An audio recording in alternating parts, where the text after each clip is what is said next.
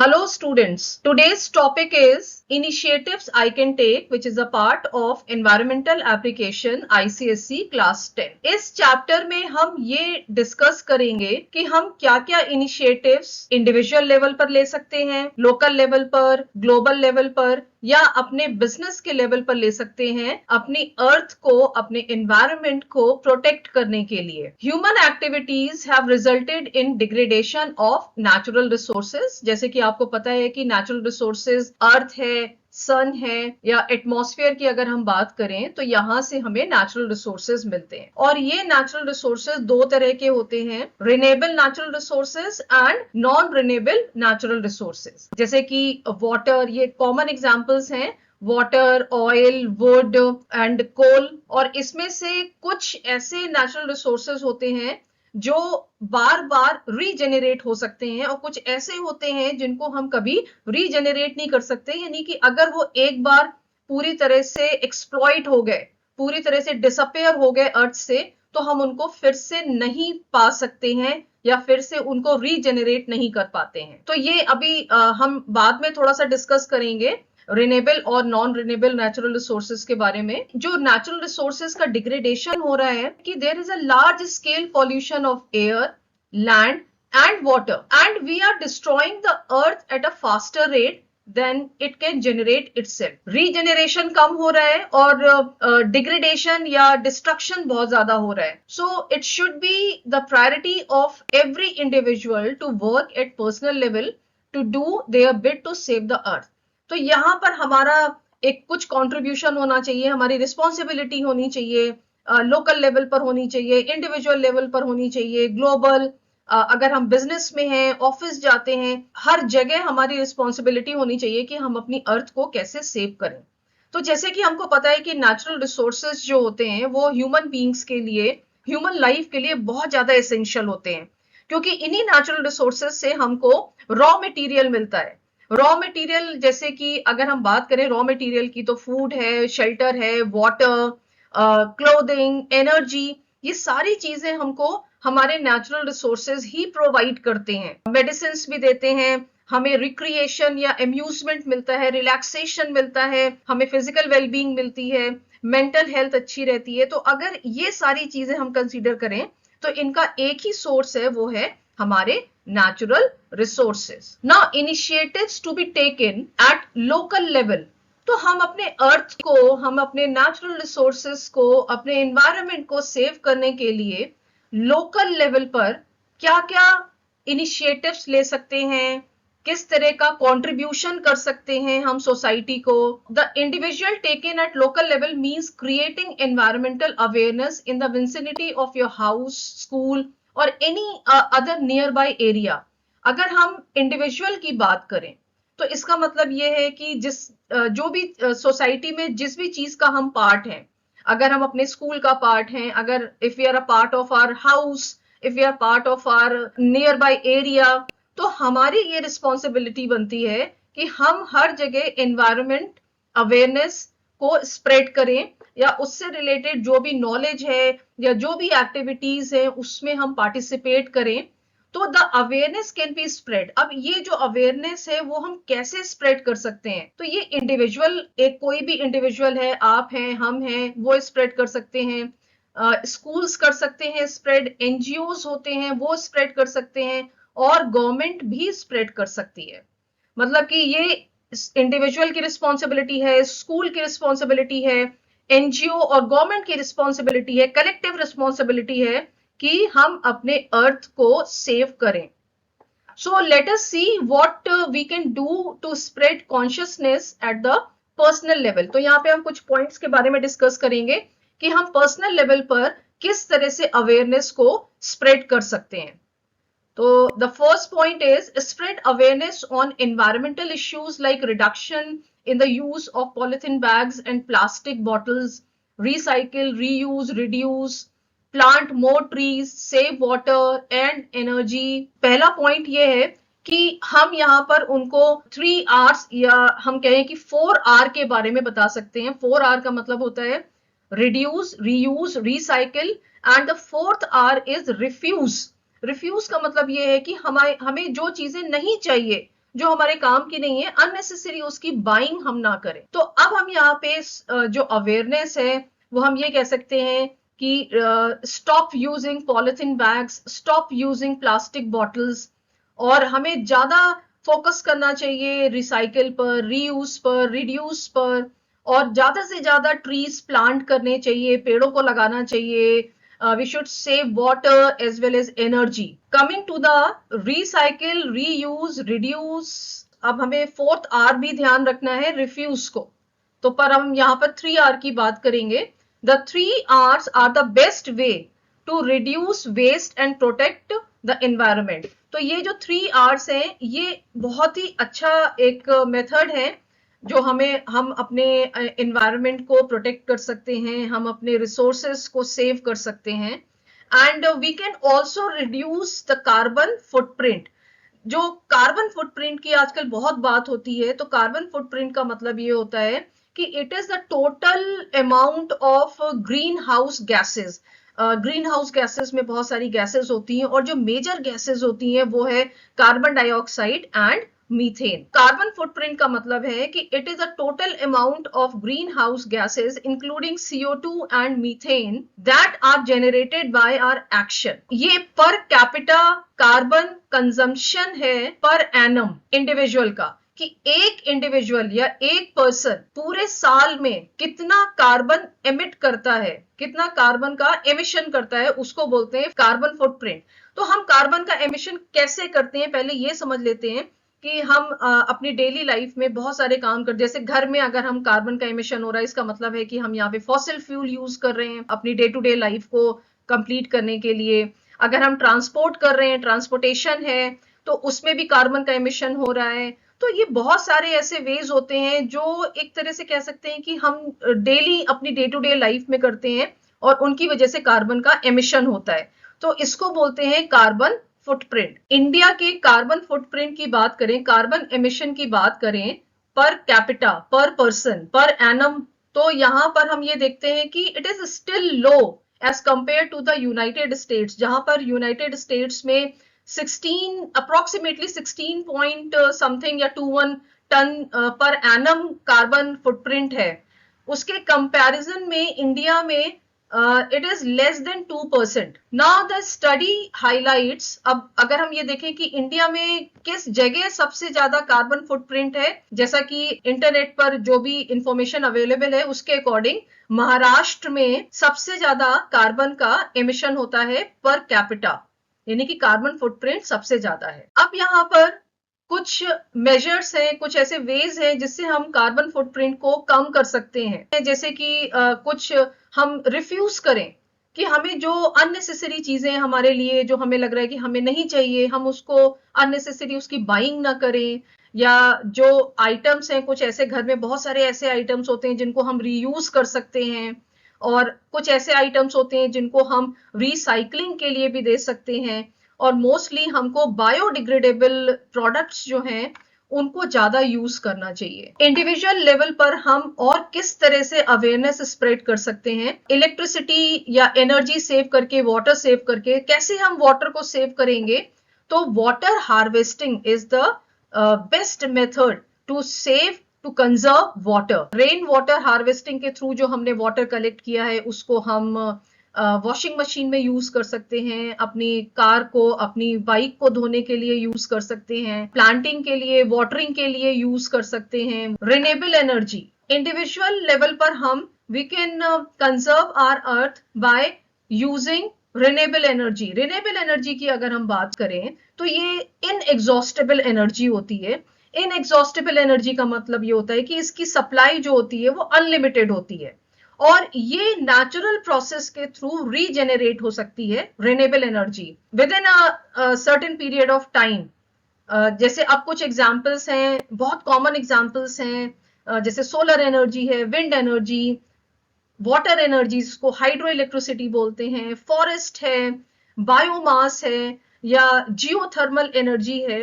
ये renewable energy sources होती हैं, और इन एनर्जी सोर्सेस को हम नंबर ऑफ टाइम्स यूज कर सकते हैं, और ये पॉल्यूशन भी कॉज नहीं करती है, मतलब कि ये नॉन पॉल्यूटेड होती है, या हम कहें कि ये इको फ्रेंडली एनर्जी होती है।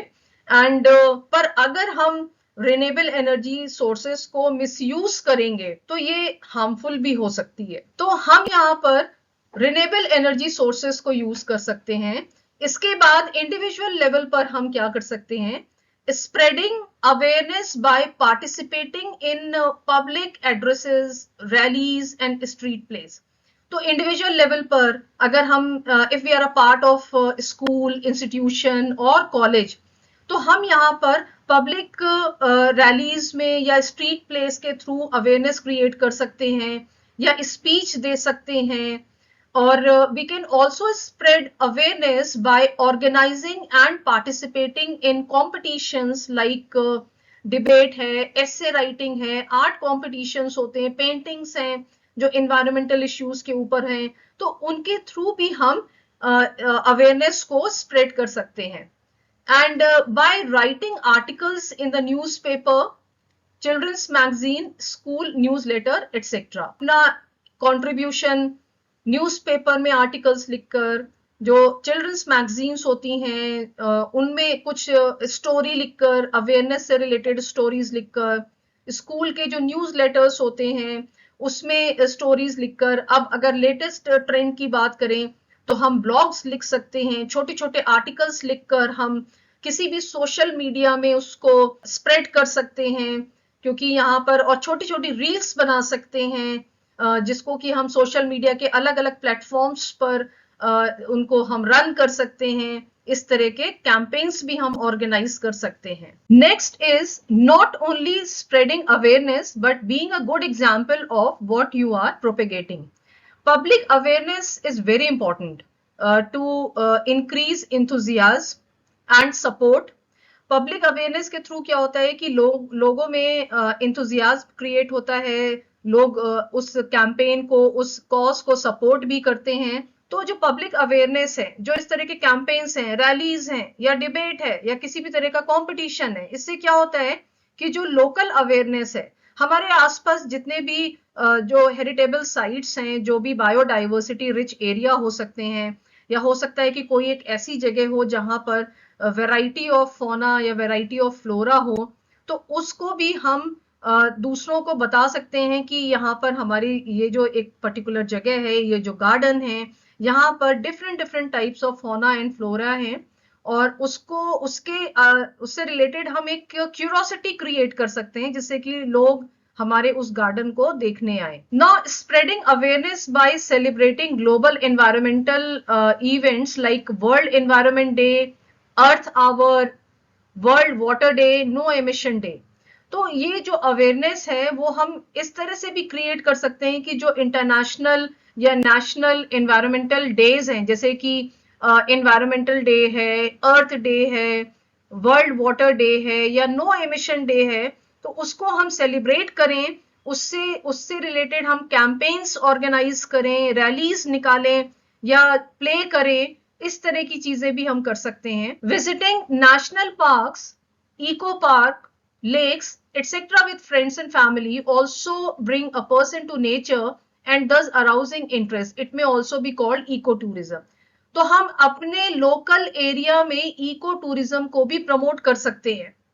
कैसे प्रमोट कर सकते हैं? मान लीजिए कोई हमारे लोकल एरिया में बहुत ही फेमस कोई लेक है, बहुत ही फेमस जू है, या कोई एक ऐसा पार्क है जहां पर बहुत डिफरेंट वैरायटी ऑफ बटरफ्लाईज हैं, या बायोडाइवर्सिटी रिच एरिया है, तो हम उससे रिलेटेड लोगों को अवेयर करा सकते हैं, इंफॉर्मेशन प्रोवाइड कर सकते हैं, उससे रिलेटेड आर्टिकल्स लिखकर सोशल मीडिया में स्प्रेड कर सकते हैं, जिससे और दूसरी जगह के लोग भी हमारे उस एरिया में आए और उन चीजों को देखें। So being a part of nature club और NGO working for protection of environment, हम ये भी कर सकते हैं इंडिविजुअल लेवल पर कि हम नेचर क्लब का पार्ट बन सकते हैं, उनकी मेंबरशिप ले सकते हैं, या जो एनजीओज हैं जो एनवायरमेंटल प्रोटेक्शन से रिलेटेड हैं, उनके यहाँ जाकर हम काम कर सकते हैं, उनके यहाँ जाकर हम अपना कंट्रीब्यूशन दे सकते हैं। अगर हम डेली नहीं जा सकते तो वीक में जा सकते हैं या मंथ में जा सकते हैं। तो इस तरह से हम अपना कंट्रीब्यूशन दे सकते हैं। Not setting personal goal. Personal goal का मतलब कि हम अपने पर्सनल लेवल पर, मतलब ये हम ये नहीं सोचें कि भाई अगर हम ये काम कर रहे हैं तो दूसरा क्यों नहीं कर रहा है या उसको भी ऐसा करना चाहिए, तो ये सब नहीं। तो setting personal goals by individuals play an important role in conserving environment. अब किस तरह से हम क्या अपने लिए गोल सेट कर सकते हैं कि avoid the use of polythene bag, हम पॉलिथीन बैग को अवॉइड कर सकते हैं। हम नॉन बायोडिग्रेडेबल मटेरियल से बनी हुई चीजों को भी अवॉइड कर सकते हैं। हम जब भी मार्केट जाएं या कोई चीज लेने जाएं तो हम अपने साथ एक कपड़े का बैग या जूट का बैग भी रख सकते हैं। हम और क्या कर सकते हैं कि ऑलवेज रिसाइकिल और reuse the waste material instead of throwing them away. हम वेस्ट मटेरियल को, गार्बेज को, अगर हमें लग रहा है कि उसमें कुछ ऐसी चीजें हैं जो रिसाइकिल हो सकती हैं, जो रीयूज हो सकती हैं, तो हमें वो करना चाहिए। डू नॉट बर्न गार्बेज, तो हमें गार्बेज को कभी बर्न नहीं करना चाहिए। जो भी गार्बेज है उसको हमें डिस्कार्ड कर देना चाहिए, बर्न नहीं करना चाहिए। And composting is always a better alternative which supplies organic manure for your kitchen garden। Composting का मतलब ये होता है कि जितना भी ऑर्गेनिक मटेरियल है जो हमारे घर से प्रोड्यूस हो रहा है, घर से मतलब कि हमारी जो किचन से प्रोड्यूस होता है, left over vegetable and fruit peels होते हैं या और भी जो बचा हुआ खाना होता है, उसको हम कंपोस्ट बना सकते हैं। मार्केट में बहुत सारे कंपोस्टर मिलते हैं, मतलब कुछ वेसल्स होते हैं, उसमें हम वो सारी चीजें रख सकते हैं और उसके बाद वो धीरे धीरे उसमें डिग्रेडेशन होता है। Save energy by innovative methods and technologies at home and your surroundings, switch off unnecessary lights and fans. हम इंडिविजुअल लेवल पर या हमारा एक पर्सनल गोल ये होना चाहिए कि अननेसेसरी लाइट्स या फैन कहीं भी अगर ऑन है तो उसको इमीडिएटली ऑफ कर दें। और हमें maximum energy saving technology use करनी चाहिए, एनर्जी सेविंग अप्लायंसेस यूज करने चाहिए, जैसे कि स्टार रेटेड अप्लायंसेस होते हैं। हमें अपने घर में, अपने ऑफिस में या जहां पर भी हम हैं, हमको ये सारी प्रैक्टिसेस करनी चाहिए। यूज कार पूल और public transport to save fossil fuel. Fossil fuel जैसे कि हमको पता है कि ये non renewable source of energy होता है। Non renewable source of energy का मतलब ये होता है कि ये एग्जॉस्टेबल एनर्जी होती है, यानी कि इनकी लिमिटेड सप्लाई होती है। लिमिटेड सप्लाई का मतलब ये है कि अगर हम इनको एक बार हमने इनको पूरी तरह से यूज कर लिया, so we can not regenerate in a certain period of time. इनको रीजेनरेट करने के लिए बहुत टाइम लगता है, थाउजेंड्स ऑफ ईयर्स लगते हैं। फॉसिल फ्यूल्स होते हैं जैसे कि कोल है, ऑयल है या नेचुरल गैसेस हैं, पेट्रोल है। इनको रीजेनरेट करने में अगर ये एक बार खत्म हो गए तो उनको रीजेनरेट करने के लिए हमको बहुत टाइम लगेगा। नेक्स्ट हम ये कर सकते हैं कि conserve and harvest water and recharge ground water. हमको वाटर कंजर्व करना चाहिए और हमें ग्राउंड वाटर को रिचार्ज करना चाहिए। हम कैसे रिचार्ज कर सकते हैं? रेन वाटर हार्वेस्टिंग के थ्रू। तो रेन वाटर हार्वेस्टिंग एक बहुत ही अच्छा मेथड है जिससे कि हम वाटर को फिर से रिचार्ज कर सकते हैं, यूज कर सकते हैं। वाटर का, रेन वाटर का अपनी गाड़ी धोने के लिए यूज कर सकते हैं, अपने गार्डन में पानी देने के लिए यूज कर सकते हैं या और भी दूसरे कामों के लिए हम उसको यूज कर सकते हैं। Apart from all the personal goals, हम कुछ और भी गोल्स सेट कर सकते हैं और दूसरों को एनकरेज भी कर सकते हैं। तो हम इसमें ये कर सकते हैं कि हम सस्टेनेबल ट्रांसपोर्टेशन को प्रमोट करें, उसको एनकरेज करें। हम लोगों में ये अवेयरनेस क्रिएट करें कि अगर हमें बहुत कम दूरी के लिए बाहर निकलना है, जाना है, तो हम पैदल जाएं instead of using our bike और कार। हम अगर जाना भी है तो पब्लिक ट्रांसपोर्ट को यूज करें जिससे कि एयर पोल्यूशन भी कम हो और ग्रीन हाउस गैसेस का एमिशन भी कम हो। हम एनर्जी एफिशिएंसी टेक्निक्स को यूज कर सकते हैं।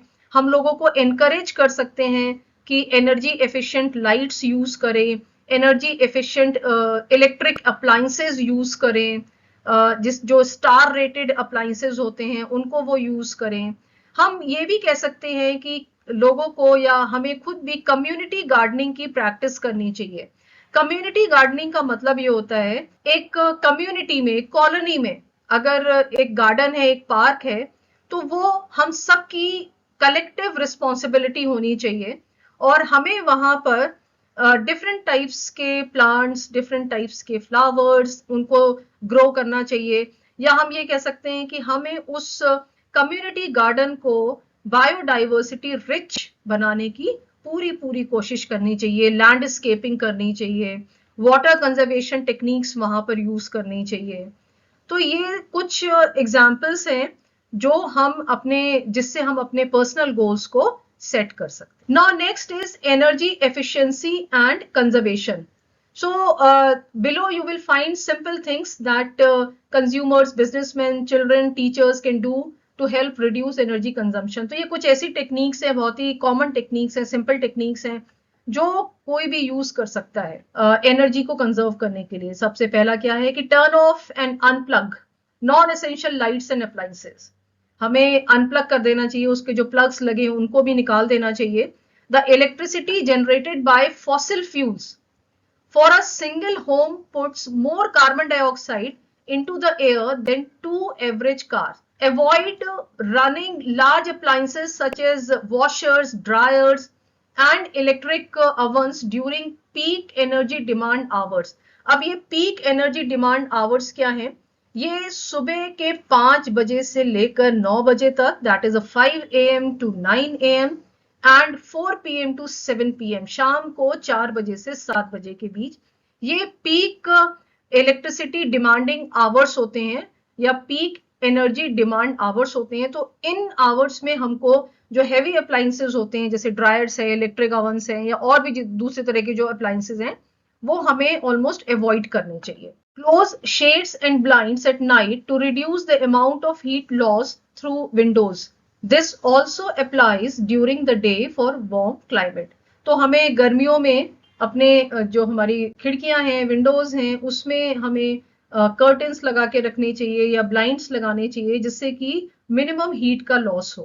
By energy star appliances products and lights. तो हम जब भी इलेक्ट्रिक गैजेट्स खरीदें तो हमें ये ध्यान देना चाहिए कि वो स्टार रेटिंग उसमें है कि नहीं है, क्योंकि ऐसे अप्लायंसेस, ऐसे गैजेट्स जो होते हैं वो एनर्जी का कंजम्पशन कम करते हैं। Reduce the use of AC and keep them in sleep mode at night. तो हमें रात में एसी को स्लीप मोड पर रख देना चाहिए और कम से कम यूज करना चाहिए। Now next is do not switch on the lights in the day time. हमें दिन के टाइम लाइट नहीं जलानी चाहिए। अगर ऐसा हो सकता है कि जहां पर हम काम कर रहे हैं वहां पर अगर प्रॉपर डे लाइट आ रही है तो हमें ये देखना चाहिए कि हम घर में लाइट्स को ना जलाएं। Open the window and use the sunlight to the maximum. Windows को ओपन कर देना चाहिए और सनलाइट को हमें मैक्सिमम यूज करना चाहिए सनलाइट का। एंड फॉर बिजनेस और वर्क प्लेस, मतलब कि हम अपने अर्थ को किस तरह से सेव कर सकते हैं या अपने इन्वायरमेंट को कैसे प्रोटेक्ट कर सकते हैं। अगर हमारा कोई बिजनेस है या हमारा ऑफिस है तो वहां पर हम इंडिविजुअली हम क्या क्या चीजें कर सकते हैं।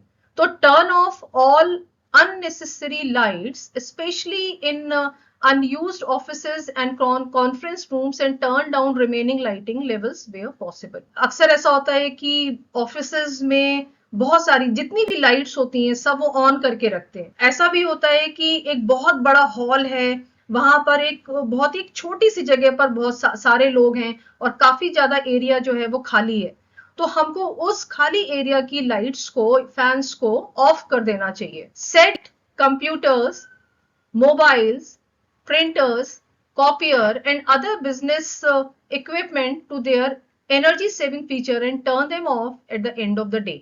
तो उनको हमें स्टैंड बाय मोड पर रखना चाहिए। हमारे जो कंप्यूटर्स हैं, मॉनिटर है, प्रिंटर्स हैं, कॉपियर्स हैं या जितने भी और दूसरी तरह के बिजनेस इक्विपमेंट्स हैं, फैक्स हैं या और भी चीजें हैं, तो उनको हमें एनर्जी सेविंग मोड पर रखना चाहिए। Minimise energy uses during peak demand hour. जैसे अभी हमने पहले बात की थी कि सुबह 5 बजे से 9 बजे तक, शाम को 4 बजे से 7 बजे तक, that is in the morning from 5 AM to 9 AM and in the evening 4 PM to 7 PM।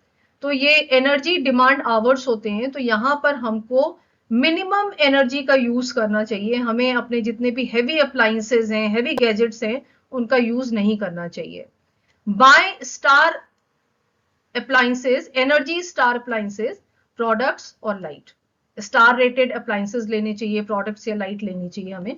and consider placing outdoor signs on a timer so that only run until 1 AM, saving electricity during non-peak hours. अब जैसे हमने देखा है कि जो business होते हैं, जो शॉप्स होती हैं, उसमें बड़े बड़े ग्लो साइंस लगे रहते हैं, उसमें बहुत ज्यादा ट्यूब लाइट्स लगी रहती हैं, तो हमको उन्हें टाइमर मोड पर रखना चाहिए। मतलब कि ये सिर्फ सुबह के 1 बजे तक ही ऑन रहे और उसके बाद वो ऑफ हो जाए, ऑटोमेटिक ऑफ हो जाए। तो इस तरह से हमें कुछ अरेंजमेंट्स करने चाहिए। सो इन सारे मेथड्स या मेजर्स के अलावा ऐसे बहुत सारे ऐसे वेज हैं जिससे हम अपने एनवायरनमेंट को प्रोटेक्ट कर सकते हैं, अपने अर्थ को प्रोटेक्ट कर सकते हैं। अब थोड़ा सा देख लेते हैं कि कौन कौन से और भी मेजर्स हैं। जैसे कि हमें सस्टेनेबिलिटी के बारे में बहुत बात करनी चाहिए। सस्टेनेबिलिटी आजकल एक बहुत ही बज़वर्ड है। मतलब कि ये है कि अगर हम जितने भी नेचुरल रिसोर्सेज हैं उनको अगर हम पूरी तरह से एक्सप्लॉइट कर देंगे आज, तो हमारी फ्यूचर जनरेशन के लिए कुछ भी नहीं बचेगा। तो सस्टेनेबिलिटी का मतलब ये है कि using our natural resources considering our future generation, judicious use हो रहा है, वाइज यूज हो रहा है हमारे नेचुरल रिसोर्सेज का, तो इसको बोलते हैं सस्टेनेबिलिटी। तो हमें इसके बारे में अक्सर बात करनी चाहिए, लोगों को अवेयर करना चाहिए।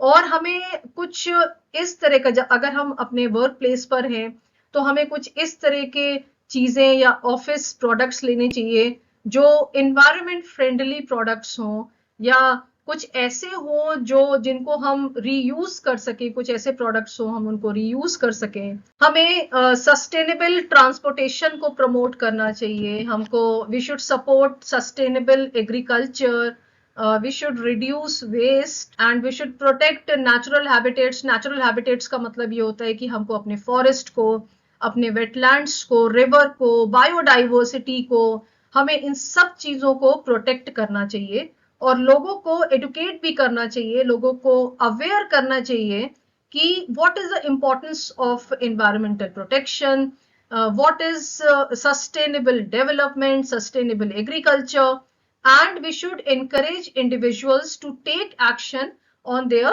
daily lives. इंडिविजुअल लेवल पर जो भी नॉन बायोडिग्रेडेबल प्रोडक्ट्स हैं, जो भी चीजें हैं, उनको हमें मिनिमम यूज करना चाहिए और अगर हो सके तो उनको अवॉइड करना चाहिए।